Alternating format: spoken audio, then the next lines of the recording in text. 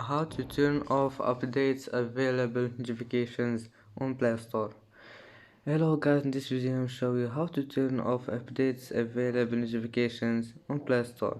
First, go to Play Store, then click this one on your profile to go to the settings, then click settings, and now click general, and then notifications.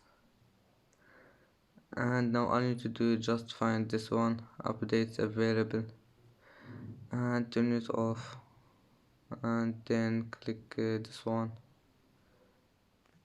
and as you see, updates available has been turned off, and you can turn it on again. Just click this one.